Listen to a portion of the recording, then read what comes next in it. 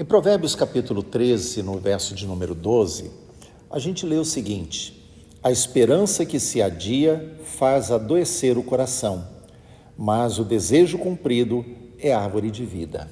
Isso nos faz pensar em algo. Quando ele está falando de esperança, está falando de anseios. Todos nós temos sonhos, todos nós temos anseios, todos nós temos esperança de algo bom, de que algo possa acontecer. E existem alguns anseios que, na verdade, fascinam o ser humano.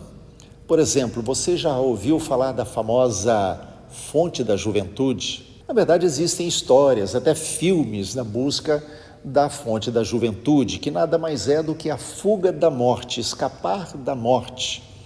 E hoje ela foi substituída pelos cosméticos, foi substituída pelos tratamentos médicos, os anseios de viver muito mais tempo com muita saúde. Talvez você tenha ouvido também falar a expressão fonte da felicidade, porque todos querem ser felizes, todos querem ter alegria, querem sentir prazer. E muitas outras pessoas buscam fontes e mais fontes, querem a sua realização pessoal na profissão, no casamento, ter filhos, que os seus filhos eles possam ir muito mais longe do que os seus pais foram, que eles sejam cristãos consagrados. Todos sonham em ter um bom lugar para morar, de ter boas férias para gozar, enfim, todos têm sonhos, têm esperanças, têm anseios, porque no fundo, todos queremos ser felizes.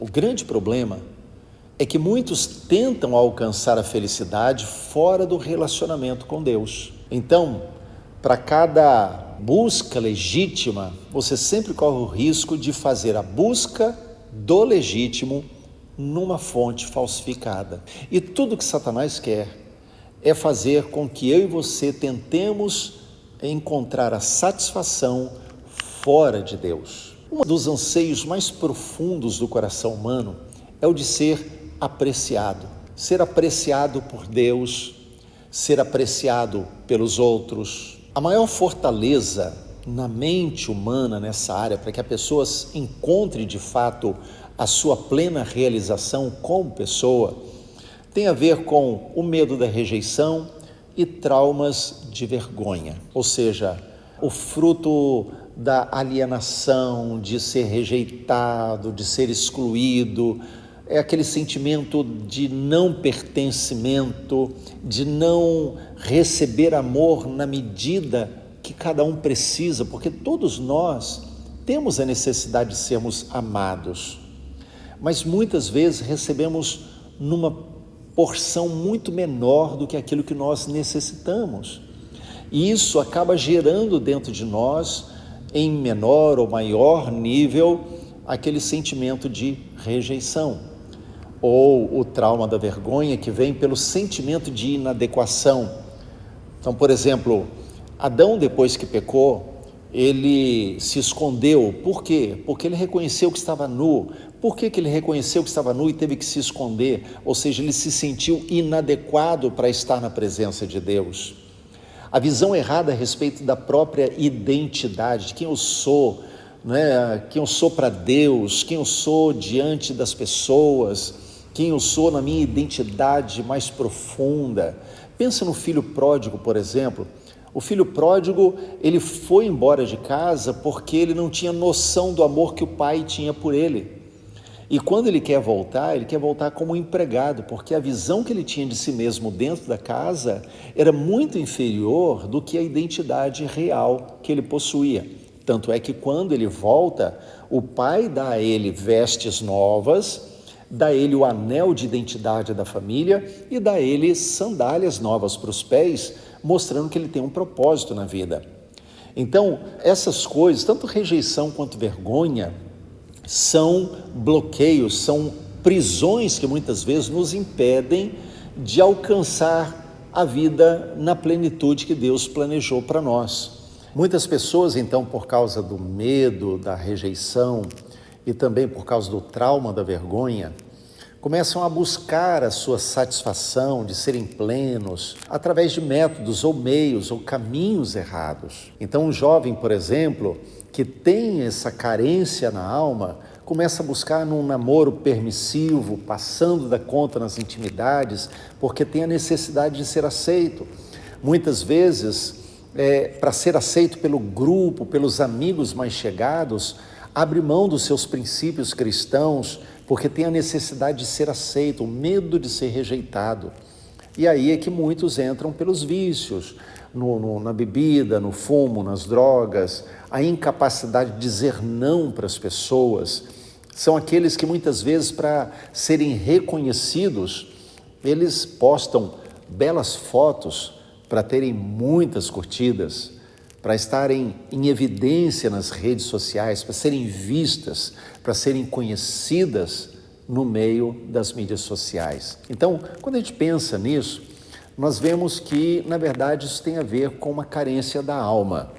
E essa necessidade, ela só pode ser suprida pela revelação do amor de Deus por nós. Só quando nós entendemos o amor de Deus por nós, é que esse vazio deixa de nos levar pelos caminhos errados. Então precisamos compreender a obra da cruz para compreendermos o valor que Deus nos dá. Há uma frase que eu vi há muito tempo, que ela diz assim: quem não se sente muito perdido, não se sente muito perdoado. Ou seja, quando nós não entendemos a dimensão do nosso pecado, nós não entendemos também a dimensão do amor que Deus exerceu por nós e do perdão que Ele nos ofereceu. Mas quando nós entendemos a dimensão do perdão, o tamanho do perdão oferecido, nós nos tornamos tão gratos porque percebemos o quanto Ele nos ama. O grande problema é que, por causa do medo da rejeição e o trauma da vergonha, a inadequação, nós tentamos de alguma forma compensar isso nas nossas ações e achamos que não somos tão maus quanto muitas vezes poderíamos entender pela palavra de Deus. Mas quando descobrimos o tamanho do nosso pecado e concordamos com Deus, descobrimos o quanto Ele nos ama e o tamanho do perdão, que é imenso. Por isso, quando nós olhamos para a Bíblia e descobrimos esse amor de Deus e o quanto Ele nos ama, muda a nossa perspectiva de aceitação, muda a nossa perspectiva em relação à vergonha. Por exemplo, lá em João capítulo 15, no verso de número 9, Jesus ele fala assim: como o Pai me amou, também eu vos amei, permanecei no meu amor. Essa primeira parte do verso 9 de João capítulo 15 é profunda para nós, porque ele está dizendo assim: como o Pai me amou. E a pergunta então é: como é que o Pai, como é que Deus amou o Filho Jesus?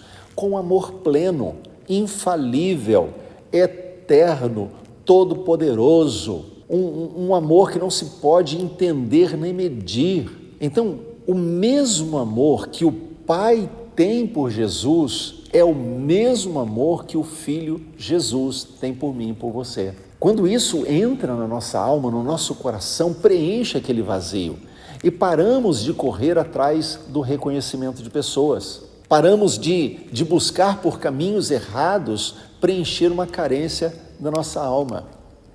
A grande questão é que, como muitas pessoas não conseguem descobrir isso ou ainda não entenderam esse amor, são reféns, por exemplo, da indústria do entretenimento, que lucra em cima dessa carência da alma humana. Então, cinemas, filmes, as TVs, as mídias sociais, a internet de um modo geral, a tecnologia de um modo geral, acaba nos atraindo para uma dimensão de busca de autossatisfação. Mas a maior experiência para nós, para mim e para você, ficarmos plenos e maravilhados, é quando Deus revela a sua própria beleza para nós. Então, se nós olharmos na Bíblia, nós vamos descobrir que a Bíblia está repleta de textos assim. A beleza de Deus sendo revelada para mim e para você. Aliás, o salmista fala sobre isso, de de adorar ao Senhor na beleza da sua santidade, descobrir o quanto Deus é belo, descobrir o quanto Ele é poderoso, descobrir o amor de Deus. Aliás, Deus nos fala: com amor eterno eu te amei, com misericórdia eu te atraí.